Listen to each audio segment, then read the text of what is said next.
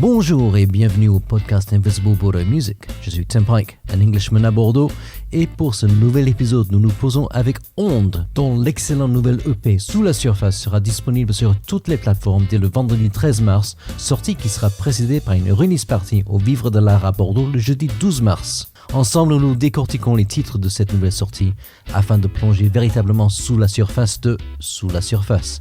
On parle univers visuel, chorégraphie deuxième degré, patrimoine bordelais, étendue vocale, expérimentation musicale qui seront partagées sur SoundCloud. On revient sur ses débuts, on s'attarde sur ses collaborations notamment avec Popsy, on évoque configuration live et on se rend compte combien les artistes doivent passer de temps sur les réseaux sociaux. Un ordre du jour dense, mais d'abord la question traditionnelle, qui est Onde ? Onde, c'est un artiste bordelais qui fait de la pop alternative et qui est un peu un mélange de rap chanté, de chansons françaises et de pop électro. Ton actualité principale est la récente sortie du single Merde Immense et l'EP Sous la surface. Donc, est-ce qu'on peut d'abord s'attarder sur le morceau, autant musicalement que du point de vue des textes ? Merde Immense, c'est un peu l'une des premières chansons que j'ai voulu écrire d'une manière différente parce que je trouvais que le sujet des réseaux sociaux, c'était quelque chose qui me tenait vraiment à cœur. Mais j'avais envie de faire une chanson un peu différente qui parle vraiment de mon émotion propre, c'est-à-dire qu'il y a beaucoup de chansons qui parlent des réseaux sociaux, mais j'avais envie de parler de quelque chose de plus précis qui est le sentiment qu'on a sur les réseaux sociaux. Et en fait, en faisant le tour de mes proches et même des personnes qui me suivent et qui sont sur les réseaux sociaux, je me rends compte que globalement, c'est la santé mentale qui en prend un coup. Tout le monde en souffre, mais sauf qu'en fait, tout le monde en souffre, mais pour autant, on y revient sans cesse. Et donc, je me suis dit, mais à quoi bon en fait ? Et c'est un schéma de relation un peu toxique qu'on a avec les réseaux sociaux. Et en fait, moi, c'est assez drôle parce que il y a à la fois comique et en même temps c'est assez sombre, mais le fait est que quand je suis sur les réseaux sociaux et quand je passe un temps monstre sur les réseaux sociaux, où je dis dans la chanson je passe plus de temps à regarder la vie des gens qu'à vivre la mienne, en fait au final je me sens comme une merde. Je me sens comme une merde, mais pour 3 raisons. La première parce que je me compare aux autres, donc je me sens nul. Je vois que les gens font beaucoup mieux, j'ai l'impression de pas faire assez. Et aussi parce que avec du recul je me dis mais non en fait j'ai pas envie de me comparer, enfin faut pas que je me sente comme une merde, donc merde, t'es une merde de te sentir une merde. Donc voilà, c'est un peu ces 3 aspects-là que je voulais décrire dans cette chanson, et donc avec une instru que j'ai composée moi-même aussi, avec des synthés assez virulents, un truc un peu entêtant, et avec un refrain voilà où en fait la première fois que j'ai fait ce refrain j'étais mort de rire, et en fait je me suis dit je ne sais pas si j'ai créé un hit ou j'ai créé le morceau le plus pourri du monde, parce que chanter dans un refrain je suis une merde immense, je suis une merde immense, c'est quand même un peu bizarre. Comment est-ce que ce morceau-là s'inscrit dans l'ambiance globale de l'EP ? Comment décrire l'EP en quelques mots ? J'ai commencé à créer l'EP à partir de Décor, donc c'est la deuxième chanson qui est sortie. J'ai sorti un premier single en juin, Danserai pas, puis le second single Décor, et justement en fait toutes ces chansons je les ai écrites après mon premier EP La Mer, et je me suis rendu compte qu'elles avaient tout un lien. Ça parlait de la relation que j'ai avec les choses. Sous la surface, en fait, ça parle de la relation qu'on a avec l'intérieur et l'extérieur. Et en fait, c'est cette dualité-là que je voulais. C'est le mélange entre la superficialité et la réalité, l'interne et l'externe, toutes les émotions et aussi ce qu'on veut faire ressortir et l'image qu'on veut renvoyer en fait à travers ça. Et en fait, je trouve que toutes ces chansons, que ce soit Décor, Danserai pas, I See Your Face, Aléa, Merde Immense, c'est des chansons qui parlent de la relation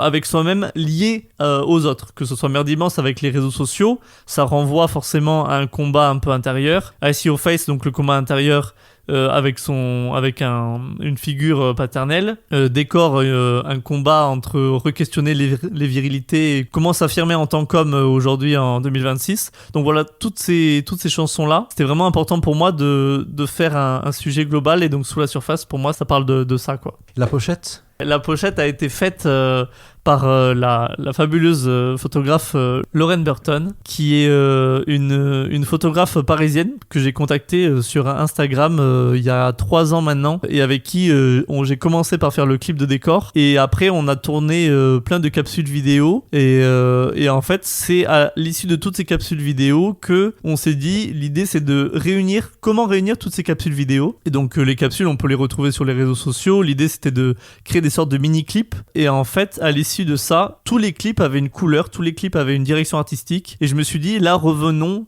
à la simplicité, à sous la surface, qu'est-ce que c'est. J'ai imaginé où je suis torse nu, on peut même penser que je suis nu, on voit juste les petites chaussures et les chaussettes qui dépassent, et donc il y a toute cette nudité, et en même temps je suis sous la protection d'une couette. La couette, ça parle à tout le monde, c'est quelque chose qui est très enveloppant, qui peut rappeler l'enfance, mais qui rappelle, tous les matins on se réchauffe par ça quand on n'a pas envie de se lever, et en fait c'était vraiment ça que je voulais représenter, c'est à la fois la fragilité et la dualité qu'il y a dans ce titre-là.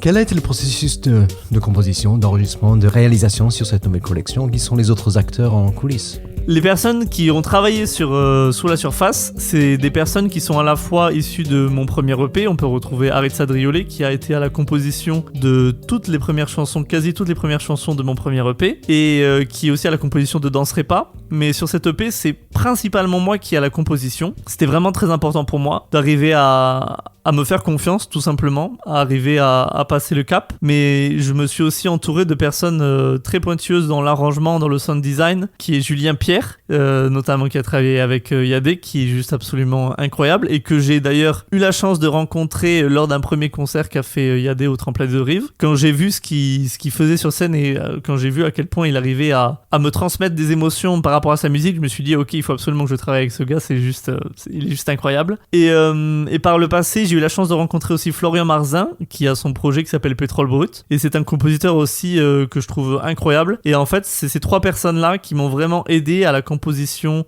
et à l'arrangement de ces chansons. En fait, ça m'a permis de composer et en même temps d'être soutenu par d'autres compositeurs qui ont pu aussi donner leurs outils et leur recul sur mes compositions pour arriver à des arrangements beaucoup plus aboutis, beaucoup plus complexes. Enfin, c'était vraiment quelque chose que je voulais, c'était pouvoir réaliser une musique riche en sound design, en arrangement. L'arrivée de l'EP avait quelque part déjà été annoncée l'année dernière, 2025, avec 2 premiers morceaux phares, Décor et puis Danserai pas. On ne peut pas évoquer Décor sans parler du clip, où on comprend que tu assumes qui tu es, et ce, aux côtés d'un impressionnant bodybuilder. Exactement. Ouais, ce clip, il est assez fou parce que à la base, c'était vraiment une chanson que j'avais envie de clipper absolument. Dès que je l'ai composée, je l'ai imaginée en live, évidemment. C'est d'ailleurs le grand changement qu'il y a entre mon premier EP et le deuxième, c'est que le premier, je l'ai vraiment fait de manière très introspective, presque studio. Et le deuxième, c'était je le vois en live et je veux le vivre en live. Mais j'avais vraiment aussi cette vision artistique. Et en fait, le clip, pour moi, ça a vraiment été un choix important de me dire quelle chanson je veux clipper. Et en fait, ça a été la première chanson, comme je l'ai dit, que j'ai composée. Donc, j'ai tout de suite voulu la clipper. Ça a vraiment été assez dur d'arriver à trouver comment arriver à transmettre le message sans paraître un peu basique, c'est-à-dire parler de la virilité, donc mettre des hommes musclés. C'était pas forcément ça le but, mais en tout cas, c'était surtout de montrer la dualité, donc entre moi et une autre personne, et de confronter un peu aussi le regard des autres, comme on peut voir dans le clip où je suis dans une soirée, et après surtout la dualité interne, et c'est ça qui moi me plaît le plus, et dans tout ce questionnement de l'EP, c'est la dualité en interne, et on peut voir dans ce clip qu'il y a vraiment il y a presque une sorte de bagarre où je me bats avec moi-même en fait, et les démons, et donc la personne que je vois, c'est à la fois celle que j'idéalise et en même temps celle que je combats, donc c'est assez je voulais un peu transmettre tout ça, et donc j'ai eu la chance de réaliser ce clip avec Lauren Burton, celle qui a fait aussi toute la direction visuelle de cette EP. Et tu as pris quelques risques au passage, puisque tu es monté tout à fait en haut d'un escabeau sans filet de sécurité.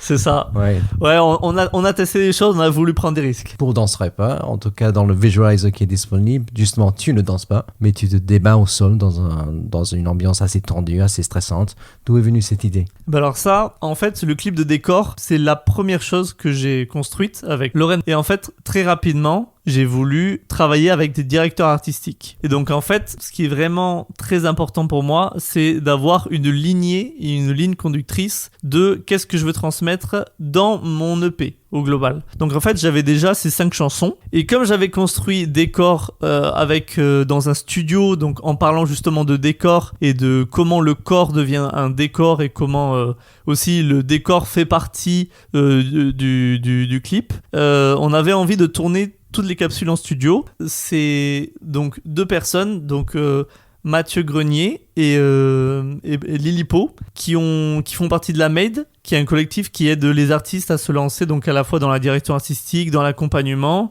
Ils proposent plein de séminaires qu'ils appellent des bivouacs, où en fait ils aident les artistes à construire leurs projets, que ce soit sur la scène, etc. Et moi j'avais vraiment envie d'aide sur la direction artistique. Et en fait, ils m'ont accompagné, donc je leur ai proposé mes chansons, je leur ai dit voilà, moi je vois ça, je pense que c'est ça que j'aimerais donner. Et ensuite, ils m'ont donné des idées pour chaque chanson. Donc en fait, c'est de eux que vient l'idée de Danserai pas, où je suis au sol, c'est de eux où vient l'idée de Merde immense, où je tiens une brouette et où je suis en... Donc en fait, toute la direction visuelle, enfin artistique de ces capsules viennent de ces personnes-là. Plutôt que de raconter ce que la chanson raconte, ce que j'ai pu faire dans Décor, plutôt que de danser, en fait, si finalement on n'amenait pas une image beaucoup plus complexe qui est... Ok, en fait, la chanson, elle parle aussi de tout ce qu'on n'ose pas faire et de tout ce qui nous ronge intérieurement. Et donc, en fait, l'idée, c'était de se débattre en fait avec soi. Et on trouvait ça bien plus impactant de créer une sorte justement de chorégraphie au sol où je suis enchevêtré dans plein de vêtements, presque à étouffer, à transpirer et à essayer de me débattre en fait. Et on trouvait ça plus intéressant que de faire un truc dansé. Ça m'a permis en plus après de pouvoir développer ce côté danse de manière beaucoup plus légère, sans forcément de direction artistique, avec d'autres danseurs, etc. Plus tard. C'est-à-dire les clips qui ont tourné par la suite sur les réseaux sociaux. Oui, exactement. Avec cette, une belle chorégraphie. Une chorégraphie un petit peu deuxième degré, pince à oreille, je trouve, au début. Ouais. Même si derrière, je pense que le vocabulaire devient de plus en plus élaboré au fil de la danse. Oui. Finalement, ça peut être le nouveau Macarena qui se... En fait, on a voulu... en fait, c'est moi dès le départ. En fait, sur Danserai pas, évidemment, je pensais à une choré, parce que je trouve ça assez drôle. En fait, globalement, cette EP ne parle que de contradictions tout le temps. Donc, en fait, une chanson qui dit Danserai pas et en même temps qui danse, je trouvais ça super. Et de avoir une choré qui, dans ses mouvements, montre qu'on ne veut pas danser, ça, c'était encore plus merveilleux. Et pour ça, j'ai eu la chance de travailler avec des danseurs qui sont dans l'association dans laquelle je suis, qui s'appelle Événement à part, qui me soutient, et c'est avec elle que je peux faire des concerts. Et donc en fait, dans cette association, il y a des danseurs et danseuses. Et donc je leur ai dit, est-ce que vous êtes chaud, on fait une chorégraphie ensemble et comme ça après on la poste sur les réseaux, et comme ça permet de promouvoir aussi la chanson différemment. Et donc ça vient de là. Et donc je suis trop content. On a fait ça dans les rues de Bordeaux et ça m'a fait très plaisir de pouvoir faire ça. Et même des gens qui ont repris aussi par la suite la chorégraphie. Donc c'était chouette. L'idée c'était de partager cette chanson comme ça. Sympa. Les rues de Bordeaux, j'ai reconnu aussi le Square Vinet, que j'apprécie particulièrement avec son mur végétal. Ah oui, tout à fait, ouais. Donc, c'est rare de voir le Square Vinet. Non, mais c'est vrai. En fait, j'ai voulu prendre un peu des lieux typiques de Bordeaux.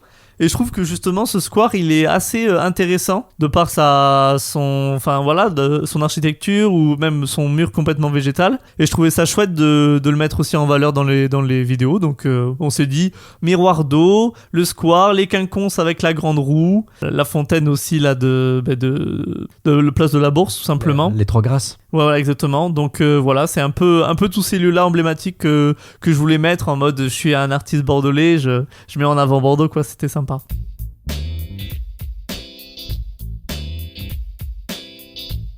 Peut-on s'attarder sur un des autres titres du nouvel EP, I See Your Face, avec un arrangement vocal assez étonnant. Tu joues avec les falsettos, c'est vraiment tout nouvel univers par rapport aux autres morceaux, je trouve.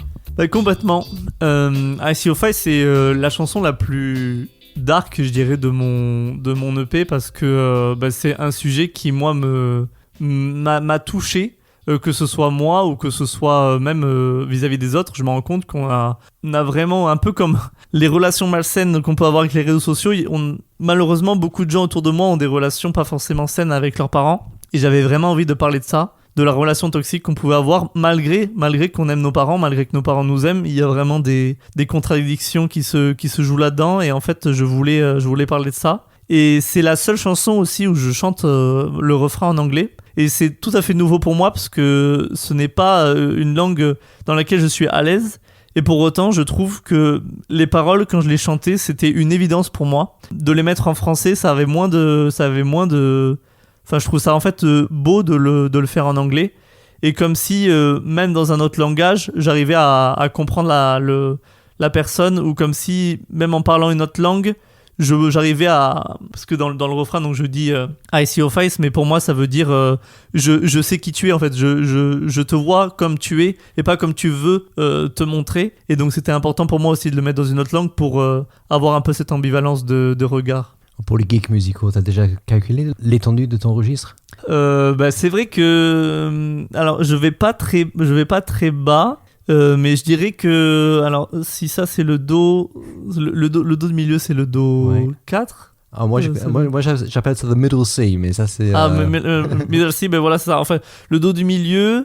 Do, si, la, sol, fa, mi, ré, do, si, la, sol. Je pense que je peux aller jusqu'au Sol. Et après, par contre, c'est vrai que je peux aller...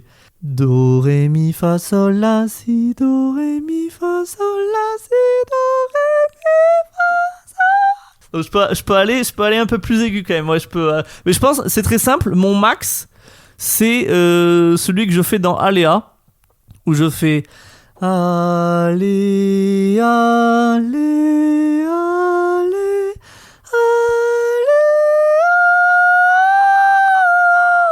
Je pense que ça, la note là, on est quasiment à mon max de voix de tête. Alors, je pense que les vrais geeks en face vont vérifier, mais je pense que tu es facilement sur 5 octaves, voire un peu plus. C'est possible, ouais, tout à fait. Et c'est rare en fait, parce que dans la majorité de mes chansons, je suis un peu autour du milieu. Et alors, j'ai beaucoup de chœurs, j'utilise beaucoup de chœurs, mais en fait, ça c'est dans l'arrangement plus que dans la voix principale. Et c'était mon objectif, c'était dans cette EP de faire une chanson pour me faire kiffer en live et de réellement montrer pleinement ma voix, et aussi tout simplement de m'assumer, parce que j'ai vraiment eu du mal à assumer ma voix et à réussir à ok, est-ce que je suis légitime de chanter, parce que j'ai commencé par le rap, par le rap chanté, parce que j'arrivais pas trop, je me suis dit je suis pas totalement à l'aise avec le chant, et au fur et à mesure je me rends compte que j'ai vraiment envie encore plus de chanter et tout simplement de me sentir légitime et de dire si j'ai envie de chanter, alors chantons quoi, tout simplement. Alors il y a toutes tes sorties officielles bien sûr, mais j'ai vu que tu avais également un genre de sandbox sonore sur SoundCloud où tu partages d'autres idées en devenir au fur et à mesure, c'est bien cela? Ouais, tout à fait. Alors ça, je l'ai fait un peu là récemment. En fait, c'est pareil, les réseaux sociaux me mettent beaucoup de pression par rapport à, les réseaux sociaux, même le système dans lequel on est en tant qu'artiste, on doit toujours prouver qu'on fait des choses, on doit toujours montrer. Et en fait, il y a plein de choses, moi, que je ne montre pas parce que j'ai envie que le résultat soit parfait parfait pour moi. Il peut pas être parfait, mais en tout cas, vraiment, le travailler au maximum. Et en même temps, comme je compose beaucoup aussi chez moi, j'ai envie de faire des choses beaucoup plus homemade et donc pouvoir partager ça aussi, en fait, aux gens. Pas pour continuer à partager, mais plus pour me libérer d'un poids et me dire, ok, je peux partager quelque chose sans que ce soit parfait. Et d'ailleurs, la première chose que j'ai partagée, je me suis rendu compte que les gens ont beaucoup apprécié. Et suite à ça, en faisant des instrumentales, il y a aussi des gens qui sont venus aussi pour que je puisse composer pour eux. Et ça, c'est quelque chose pareil où je me sentais pas légitime, parce que je me suis dit, moi, je compose un peu dans mon home studio, je fais mes trucs pour moi. Et en fait, je me rends compte que ça peut toucher d'autres gens et les gens peuvent aussi apprécier la musique en elle-même sans les paroles ou sans le chant. Donc ça fait du bien. En fait, c'est vraiment pouvoir s'émarger des codes des réseaux sociaux et de vouloir que tout soit parfait. Non, faisons ça et faisons-nous kiffer, et avant tout c'est pour faire de la musique. J'en ai oublié en fait le principal, c'est que avec la sortie là de mon EP, j'étais vraiment sur les réseaux sociaux, j'ai beaucoup travaillé ça, essayé de travailler la communication, parce que c'est vraiment quelque chose qui a pêché pour mon premier EP, sauf qu'en fait je me perds très vite dedans, et en fait on se rend compte que, moi je passe plus de temps sur les réseaux sociaux qu'à faire de la musique maintenant, et en fait je voulais revenir à ce sentiment simple de je fais la musique et j'ai envie de le partager, et point, je fais la musique parce que j'aime ça en fait, et c'était ça que je voulais faire. Donc l'idée c'est évidemment de pouvoir l'alimenter beaucoup plus et même de me prendre moins la tête et partager la musique, voilà, même si elle sortira pas un jour, ou peut-être que ça sera des prochaines chansons, l'idée c'est juste de faire la musique pour se faire kiffer.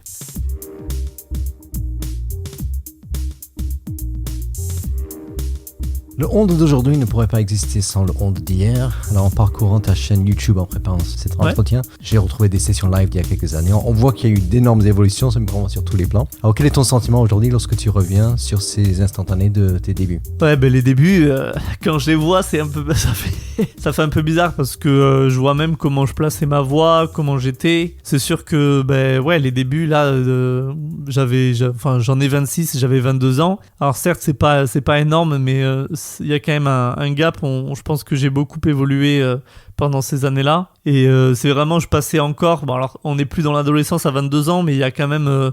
il y avait vraiment ce côté vraiment fin ado, début adulte qui arrivait. Et en fait, je suis très fier. Je suis très fier de tous les choix que j'ai faits, de toutes les personnes avec qui j'ai pu travailler. C'est juste chouette d'avoir réussi à tracer ce chemin. Évidemment, pour beaucoup de gens, on a toujours envie d'aller plus vite, mais je suis fier de ce que j'ai fait et chaque étape, je l'ai faite vraiment avec sincérité. Et l'idée, c'est que je continue comme ça et ça prend du temps, mais je suis toujours fier de ce que je fais et j'essaie de prendre encore plus le temps pour, même avec les années, même voir qu'à l'époque, j'avais la mèche sur mes live sessions et que maintenant je suis rasé. En tout cas, il y a vraiment cet aspect de j'ai fait ce choix et c'était très bien. Et le plus important, c'est que je sois sincère et j'ai été sincère à ce moment-là et j'espère l'être toujours.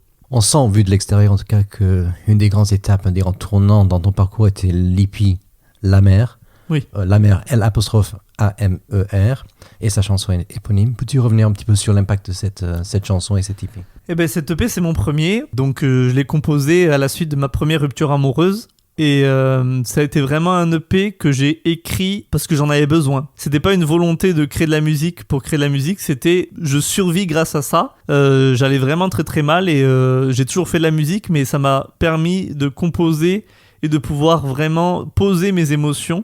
Et j'aime bien cette métaphore, mais à chaque fois je le dis, pour moi mes chansons c'est un peu mes tatouages et ça me permet de pas oublier où je suis passé, potentiellement de pas faire les mêmes erreurs. Et en fait je trouve ça hyper important pour moi ce premier EP parce que ça m'a donné les bases de travailler avec des gens, ça m'a donné des bases pour comment on sort un projet, comment on communique dessus, comment on trouve des concerts. En fait, c'est la naissance de Onde, littéralement, cette EP. Comme j'ai dit, 2022, c'était il y a longtemps, mais j'ai beaucoup appris. Et il m'a quand même permis de participer à beaucoup de tremplins. Et grâce à ces tremplins, j'ai pu prendre en notoriété à Bordeaux, mais même...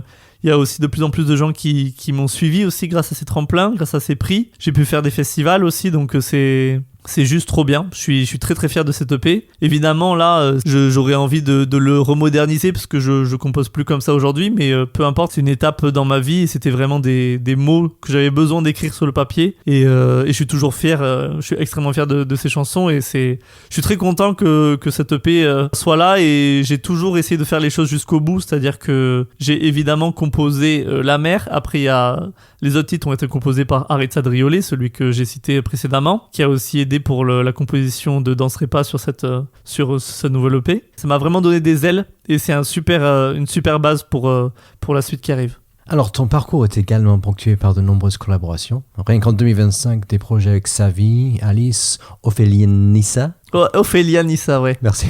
Désolé, Ophélie Nissa. Et même Popsy, qui en peu de temps est devenu une figure incontournable sur les réseaux et au-delà. Oui, donc, c'est vrai ça. Ouais. Alors, peux-tu revenir alors sur ces collaborations ou les coulisses, par exemple, de la collaboration avec Popsy ? En fait, c'était quelque chose que je voulais aussi. Toujours dans la démarche de faire de la musique, c'est pour partager. Et que ce soit pour partager sur les réseaux sociaux, autant le partager aussi avec des vrais humains directement. Et donc j'ai commencé par le faire avec Savi, c'était tout début 2025. Et en fait, au fur et à mesure, parce que j'ai déjà fait des reprises, mais au fur et à mesure, je me suis dit, j'ai vraiment envie de collaborer encore plus. Donc je suis allé en scène ouverte à Bordeaux. Et en scène ouverte, j'ai rencontré plein d'artistes, dont Alice, dont Popsy, dont Ophélie Nissa. Et ça m'a vraiment permis de en fait discuter avec elle. Et il s'avère que c'était des femmes, mais c'est parce c'est des personnes avec qui j'ai un peu plus accroché. Et en fait, c'est juste trop intéressant, c'était trop chouette. Et en fait, par exemple avec Popsy, on s'est dit qu'est-ce qu'on a envie de reprendre. À l'époque, il y avait Charlotte Cardin qui avait sorti Feel Good. Et donc on s'est dit, en fait, viens, on essaie de la reprendre à notre sauce. Pauline, donc Popsy, c'est vraiment quelqu'un que j'ai rencontré en scène ouverte et qui m'a bluffé par sa technique vocale. Je la trouvais vraiment incroyable. Et vraiment, juste, je l'ai fait comme avec Alice. J'ai fait, ok, en fait, j'adore ce que tu fais. Viens, t'es chaud qu'on fasse de la musique ensemble. Et je suis trop content parce qu'elles ont toutes été trop chaudes de le faire, en fait. Et de venir ici, de pouvoir faire de la musique ensemble, de pouvoir créer des choses. Et donc, en fait, c'est ce qui s'est passé. Et donc, en plus, la reprise, on l'a tournée ici. Donc là, à l'heure où on est dans le home studio où on a tourné la reprise de Feel Good. Et c'était d'une simplicité vraiment. Popsy et Pauline, elle chantait et quasiment en une prise, elle avait la voix. Enfin, vraiment, mais c'était dingue. Franchement, en fait, j'ai tellement appris cette année de ces collaborations Et c'est trop intéressant et je suis très très très très heureux pour elle que enfin elle puisse être reconnue pour son talent de par les reprises de Disney qu'elle a pu faire là récemment. Donc franchement c'est trop bien. Et en plus ça m'a permis aussi de gagner en visibilité parce que comme j'ai fait cette reprise avec elle, il y a des gens qui m'ont découvert grâce à ça. Tellement elle a percé, il y a des gens qui m'ont découvert grâce à ça. Donc c'est fou parce que c'est pas la première chose qu'on voit sur son profil, donc c'est dément. Sortons du studio, de ce magnifique home studio, pour parler du live. À quoi ressemble On sur scène? Quelle instrumentation? Quel collaborateur? Eh bien, sur scène, on est en duo. Je suis avec Baptiste Manek à la batterie, un super batteur vraiment d'exception que j'adore, que j'ai rencontré de par des amis musiciens. Je recherchais un batteur. J'ai toujours une formation batterie-chant dès le début parce que pour moi la batterie c'est un élément essentiel dans le live. J'aime profondément les instruments live et je me suis dit plutôt que d'avoir des bandes son, vraiment avoir un batteur. Évidemment dans les cas où c'est complexe d'avoir une batterie, que ce soit en termes d'acoustique ou autre, je peux le faire en solo, mais vraiment moi ma passion c'est de pouvoir jouer sur scène avec un batteur. Et sinon moi je suis au piano et au chant. Hâte de voir ça, parce que je t'ai pas encore vu en live, donc j'espère que... Eh ben, il y a des lives qui sont prévus, et c'est vrai qu'en 2025, il y a eu peu de dates. C'est d'ailleurs l'année où j'ai fait le moins de dates depuis 2022. Ça m'a mis vraiment un coup aussi, mais j'étais sur mon EP, donc c'était très compliqué d'allier les deux, et même si je suis soutenu par événement à part, qui me permet aussi de me trouver des dates, c'était quand même une année globalement assez compliquée pour les artistes pour trouver des dates. Sans transition. Alors là, je pense que le podcast va sortir fin février. Là, on se voit, on est mi-janvier. Donc 2026, à quoi ressemblera 2026? Donc du live? Beaucoup de live. S'il vous plaît, si vous entendez ce podcast et vous recherchez des artistes, n'hésitez pas vraiment. Je vis pour le live. Vraiment, je vis pour la scène, pour pouvoir créer et partager la musique avec les gens. C'est vraiment essentiel pour moi. À chaque fois que je vais sur scène, je me dis mais je veux faire ça tous les jours, mais même plus. Pourquoi je ne le fais pas assez? Et parce que ça reste très complexe en 2026 de pouvoir se produire en tant qu'artiste, commencer à être artiste émergent en 2026. Mais en tout cas, ouais, 2026, faire des concerts, la sortie de cette EP, ça fait quand même quasiment plus de 2 ans et demi que je suis dessus, donc il me tarde fortement de pouvoir partager ces chansons. Même si j'ai déjà partagé ces chansons en 2025, parce que j'avais envie de les partager sur scène déjà. L'idée, c'est que les gens puissent les écouter maintenant sur les plateformes et qu'ils puissent se les approprier. Et ensuite, des collaborations, toujours. J'ai vraiment envie de continuer à faire des collaborations, à faire des reprises et même des créations, car sur les personnes qu'on a citées, il y a des personnes avec qui j'ai pu composer des belles chansons qui potentiellement peuvent arriver en 2026. Ça, c'est du teaser. Voilà. Et bon, allez, on peut dire, mais il y a une composition avec Alice qui est en train de se faire et qui est vraiment, vraiment pas mal du tout, et je suis très très fier de ça, donc on va voir comment ça se passe. Comme on dit en anglais, you heard it here first. C'est ici qu'on attend les Exactement, c'est ça, je te donne la première. Yeah. 3 questions que je pose à tous les invités du podcast. Qu'est-ce que tu écoutes en ce moment? C'est très triste parce que je pense que je n'écoute pas assez de musique. Mais je vais prendre ma playlist et je vais te dire ça parce que j'ai pas forcément une très bonne mémoire. Ah si, il y a un artiste fabuleux qui s'appelle Vico, j'espère qu'il s'appelle Vico, c'est un batteur et en fait il a sorti son projet récemment et en fait c'est tout simplement magnifique. Bon, je suis vraiment fan de batterie moi de base, d'ailleurs j'aimerais bien m'y mettre, mais bon ça c'est un autre sujet, et en tout cas l'idée c'est qu'il exploite avec pas mal d'artistes plein de genres musicaux, mais en mettant en valeur sa batterie, et notamment The War With You, qui est vraiment, je recommande cette chanson. Elle est absolument incroyable, ça me fait penser un peu à du Woodkid, et moi j'ai été biberonné par du Woodkid, je suis fan inconditionnel de Woodkid, donc pour moi c'était direct dans ma playlist. Et après je vais dire Tamino, qui a été extrêmement déterminant durant cette fin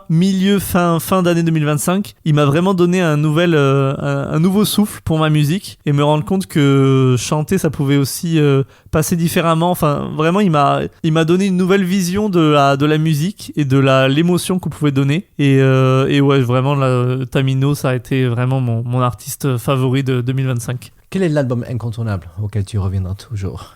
L'album incontournable pour moi c'est The Golden Age de Woodkid, parce que c'est vraiment la personne qui m'a donné envie de faire la musique, tout simplement. Genre vraiment la première fois que j'ai écouté son EP, je n'avais jamais encore écouté, et pour autant vraiment le premier morceau m'a fait pleurer, et j'avais 13 ans. et je me suis dit, mais en fait, qu'est-ce que je viens de vivre ? Vraiment, je me suis dit, ce que je viens de vivre là, je n'avais jamais vécu cette émotion. Et en fait, je me suis dit, ok, c'est incroyable. Et en fait, je l'ai écouté. Et en fait, depuis, ça, c'est un truc qui revient sans cesse. C'est vraiment ma base musicale, c'est vraiment cet artiste. En plus, c'était une époque où je commençais à muer vers 13-14 ans. Et comme il a une voix très grave, ça m'a permis aussi d'affirmer aussi cette voix qui était en train de muer, de me dire, ok, des voix graves, ça peut être très beau. Et le deuxième album, c'est Racine Carrée de Stromae, qui pour moi est vraiment, en termes de texte, chaque chanson est incroyable. Pour moi, c'est les fables de La Fontaine, c'est que chaque chanson a une morale, chaque chanson se suffit à elle-même, que ce soit dans la musicalité, que ce soit dans le propos, et c'est vraiment aussi ce que je recherche dans mes chansons, modestement, que chaque chanson est une, comment on appelle ça, une morale, et que ça puisse faire écho, et qu'elle puisse être un peu complète à la manière des chansons de Stromae, même si, j'essaie, je dis pas que j'y arrive, mais en tout cas, d'avoir vraiment cette entièreté-là dans les chansons, d'avoir des sujets, des thèmes profonds, de pouvoir les aborder sous tous les angles, et voilà, c'est ça que je recherche, donc je dirais Racine Carrée et The Golden Age. Quel est le meilleur concert live auquel tu as assisté ? De préférence à Bordeaux, mais tout lieu est éligible. Tant pis, je me répète, je vais dire Stromae que j'ai vu à la patinoire de Bordeaux. C'était littéralement quasiment un des premiers concerts de ma vie, donc forcément ça reste juste incroyable. C'était déjà un album incroyable qui m'avait énormément choqué de la bonne manière évidemment, et en plus de voir ça sur scène, c'était juste dingue. Donc je me suis dit, oh waouh, mon Dieu, c'est dingue ça. J'ai envie de faire ça, j'ai envie d'être sur scène avec lui. Merci Onde. Merci beaucoup, merci à toi. Bonne route et puis à bientôt sur scène alors. Avec grand plaisir, n'hésitez pas. Cheers.